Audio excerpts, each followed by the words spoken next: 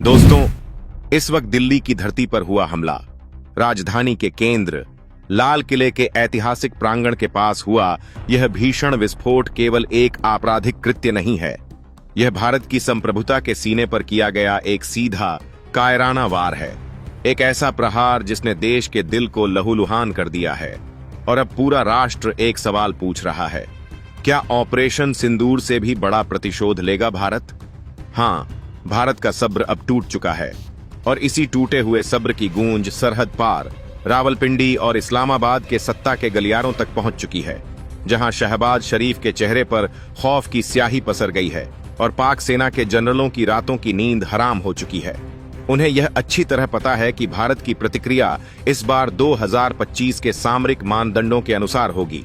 यह कोई छोटी मोटी सर्जिकल स्ट्राइक या एयर स्ट्राइक नहीं होगी। यह एक ऐसा विनाशकारी प्रतिशोध होगा जिसकी गूंज केवल एक दशक नहीं बल्कि सदियों तक इतिहास के पन्नों में दर्ज होगी। इस बार खेल का मैदान भी नया है और खिलाड़ी भी बदल चुके हैं। इस बार भारत के साथ वो दो अद्वितीय ताकतें आकर खड़ी हो गई हैं, जिनका नाम सुनते ही पाकिस्तान के नापाक मंसूबों के पसीने छूट जाते हैं। एक है भारत का सबसे जिगरी दोस्त इजराइल, जिसका खुला ऐलान जंग पाकिस्तान को किसी बुरे सपने से कम नहीं लग रहा है। और दूसरा है तालिबान की हुंकार, जिसे सुनकर पाकिस्तान के होश उड़े हुए हैं। यह भारत की साइलेंट डिप्लोमेसी की वह चेकमेट चाल है जिसने पाकिस्तान को उसी के मोहरों से मात देकर चारों खाने चित्त कर दिया है। उधर पाकिस्तान से सटे भारतीय सीमा पर अचानक ही भारतीय सेना की चल रही वॉर एक्सरसाइज अब एक एक्टिव वॉर सिमुलेशन में तब्दील हो चुकी है। तोपों की गड़गड़ाहट और लड़ाकू विमानों की दहाड़ अब सिर्फ एक अभ्यास नहीं है। यह रावलपिंडी और इस्लामाबाद के लिए एक खुला पैगाम है कि अब हिसाब चुकता करने का समय आ गया है। तो आखिर ऐसा क्या होने वाला है जो पाकिस्तान को इतना डरा रहा है? इजराइल और तालिबान ने ऐसा क्या कह दिया जिससे वैश्विक स्तर पर खलबली मच गई है? और इस बार भारत ब्रह्मास्त्र के अलावा कौन से नए ब्रह्मास्त्र इस्तेमाल करने की तैयारी कर रहा है? इन सारे सवालों के जवाब हम आपको देने वाले हैं। लेकिन दोस्तों, आगे बढ़ने से पहले देश हित में राष्ट्र की सुरक्षा के नाम पर परमाणु वाले सपोर्ट के लिए एक लाइक, कमेंट में जय हिंद, जय भारत और इसके साथ ही चैनल को भी सब्सक्राइब कर लीजिए, क्योंकि सत्य और राष्ट्रहित सर्वोपरि है। सबसे पहले समझते हैं कि आखिर हुआ क्या और क्यों दुनिया की बड़ी बड़ी ताकतें इस भू राजनीतिक खेल में कूद पड़ी हैं। दिल्ली के ऐतिहासिक लाल किला इलाके में हुआ यह भीषण विस्फोट केवल एक हमला नहीं था। यह भारत के दिल पर, उसकी संप्रभुता पर, उसकी राष्ट्रीय गरिमा पर किया गया एक सीधा प्रहार था। जैसे ही यह खबर फैली, पूरी दुनिया में भारत के समर्थन में एकजुटता की लहर दौड़ गई। लेकिन इस बार जो दो बयान आए, उन्होंने सारी लाइमलाइट अपनी ओर खींच ली।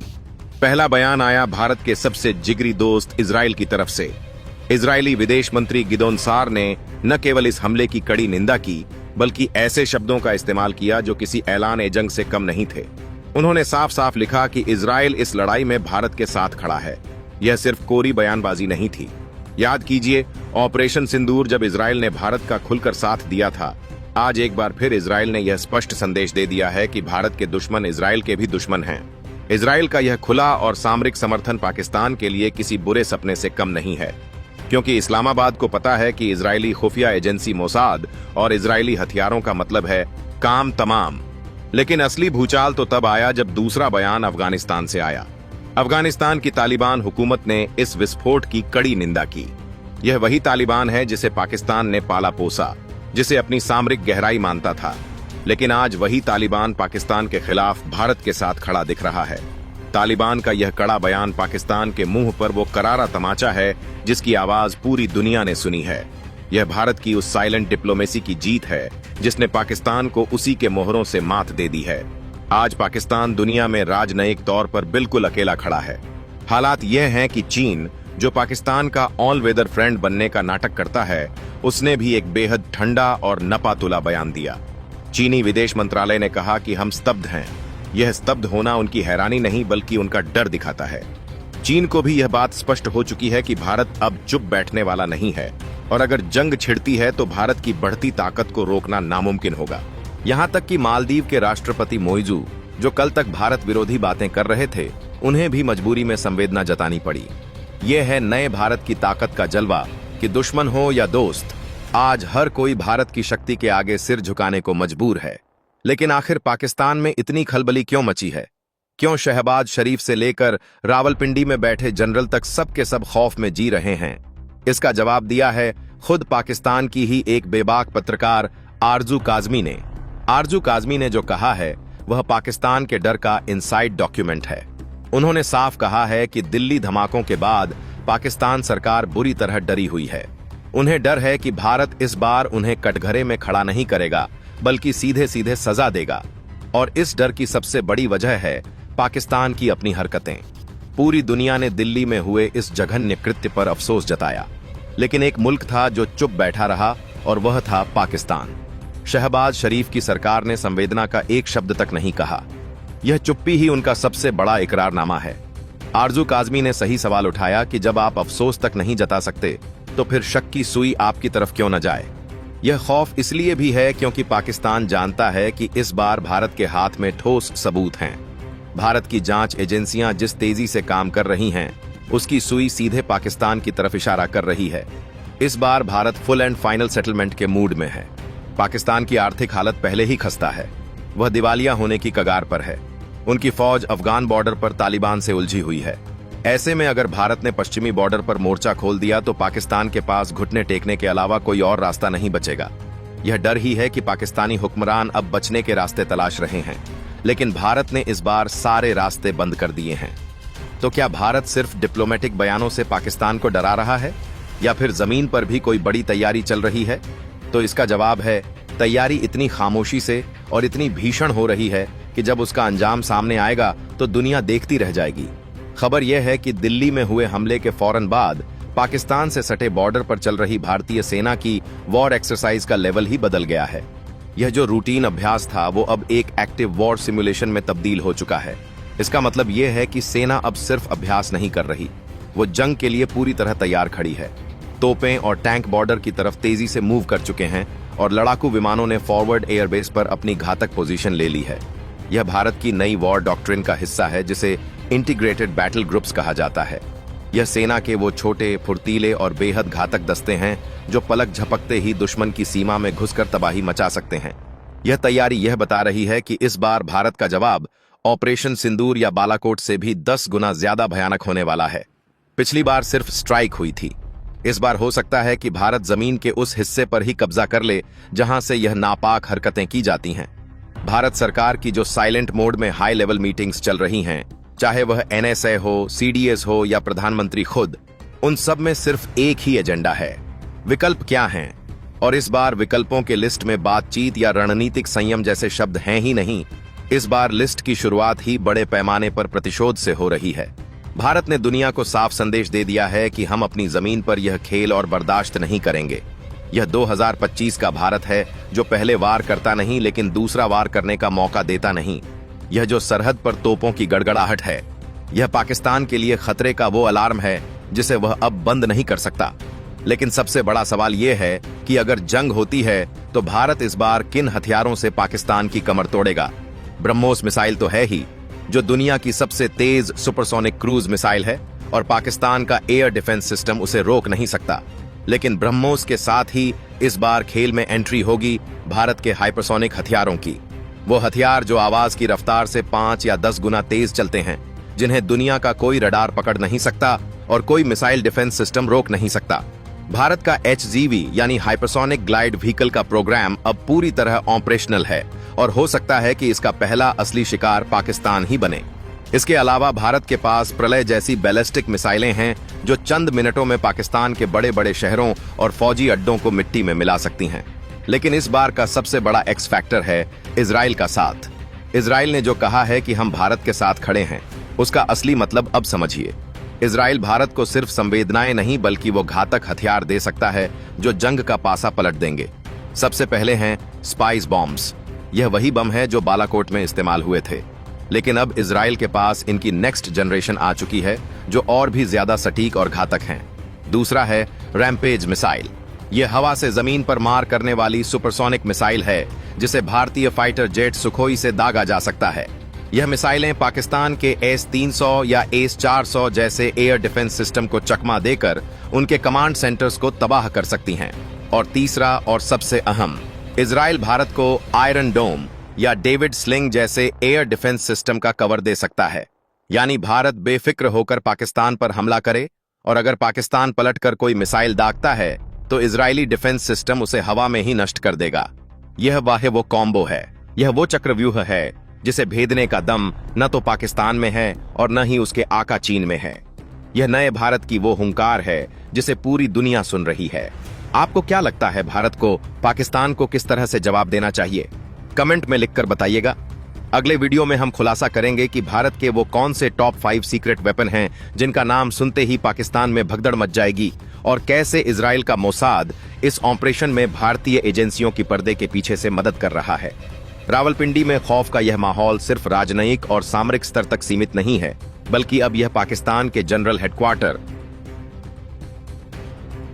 GHQ के हर कमरे में मंडरा रहा है। पाकिस्तानी मीडिया में मचा घमासान इसका सबसे बड़ा सबूत है। पत्रकार आरजू काजमी की बेबाक टिप्पणी के बाद कई अन्य पाकिस्तानी विश्लेषकों ने भी सरकार की चुप्पी और डर को उजागर किया है। वे सवाल उठा रहे हैं कि जब भारत के पास ईरान से लेकर संयुक्त अरब अमीरात UAE तक का खुला समर्थन है और यहां तक कि तालिबान भी उनके खिलाफ खड़ा है, तो पाकिस्तान की रणनीतिक विकल्प क्या हैं? उनकी आर्थिक नसों में पहले ही दिवालियपन का जहर दौड़ रहा है और अब इस सैन्य तनाव ने रही सही उम्मीदों को भी तोड़ दिया है। शहबाज शरीफ सरकार इस समय दोहरी मार झेल रही है। एक तरफ अंतर्राष्ट्रीय दबाव और दूसरी तरफ घरेलू मोर्चे पर विद्रोह। उन्हें पता है कि अगर भारत ने सच में फुल एंड फाइनल सेटलमेंट का मन बना लिया है तो पाकिस्तान की टूटी फूटी अर्थव्यवस्था एक भी वार बर्दाश्त नहीं कर पाएगी। यह आंतरिक कलह और बाहरी खतरे का वह घातक मिश्रण है जिसने पाकिस्तान की सच्चाई को दुनिया के सामने नंगा कर दिया है। भारत की ओर से चल रही वॉर एक्सरसाइज अब केवल सेनाओं को तैयार करने का जरिया नहीं है, बल्कि यह पाकिस्तान के मानसिक पटल पर युद्ध की छाया डालने का सुनियोजित प्रयास है। इंटीग्रेटेड बैटल ग्रुप्स IBG को सीमा पर तैनात करने का निर्णय यह दर्शाता है कि भारत इस बार जवाब देने से ज्यादा जमीन हथियाने के तेज और घातक इरादे में है। ये छोटे फुर्तीले दस्ते पहाड़ी और मैदानी दोनों इलाकों में सर्जिकल स्ट्राइक से भी ज्यादा गहरे और लंबे समय तक चलने वाले ऑपरेशन को अंजाम दे सकते हैं।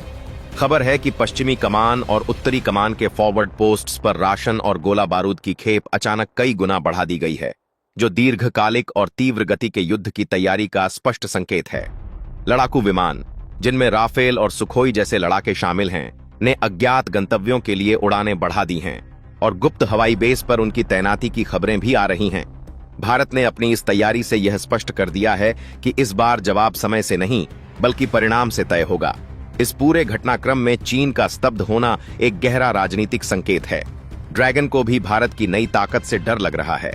बीजिंग को पता है कि अगर भारत पाक सीमा पर बड़ा संघर्ष छिड़ता है तो चीन के पाकिस्तान चीन आर्थिक गलियारे CPEC पर सीधा खतरा मंडराएगा। इससे भी बड़ी बात यह है कि चीन को भारत की हाइपरसोनिक और बैलिस्टिक मिसाइलों की असली क्षमता का आकलन करने का मौका मिलेगा।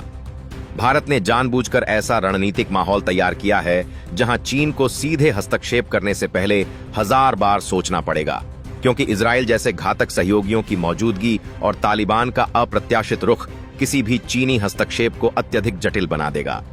चीन की यह ठंडी प्रतिक्रिया दरअसल अपनी महत्वाकांक्षाओं और भारत की बढ़ती सैन्य क्षमता के बीच फंसे होने की मजबूरी को दर्शाती है।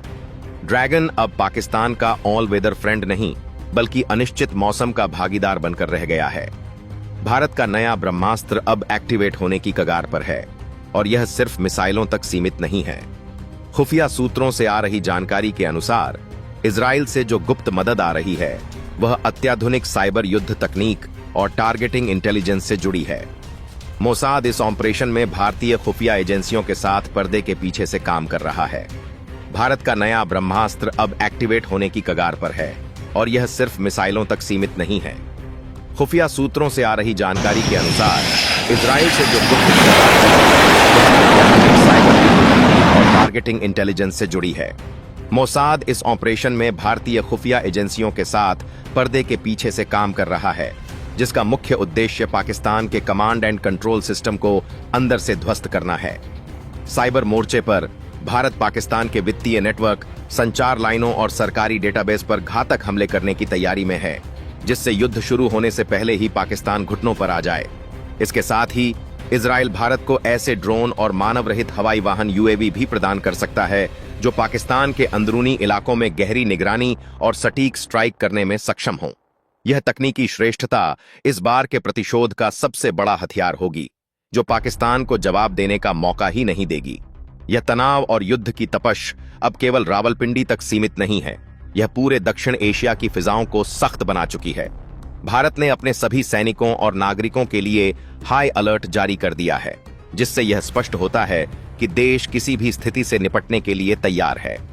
प्रधानमंत्री और राष्ट्रीय सुरक्षा सलाहकार के बीच चल रही लगातार गुप्त वार्ताएं संकेत दे रही हैं कि समय सीमा अब बहुत नजदीक आ चुकी है। भारत ने इस बार रणनीतिक संयम का मुखौटा उतार फेंका है। दोस्तों, इस पर अपनी राय कमेंट बॉक्स में जरूर बताएं। इसी तरह की और भी नॉलेजेबल वीडियो देखने के लिए हमारे चैनल TND न्यूज को सब्सक्राइब जरूर कीजिएगा। धन्यवाद।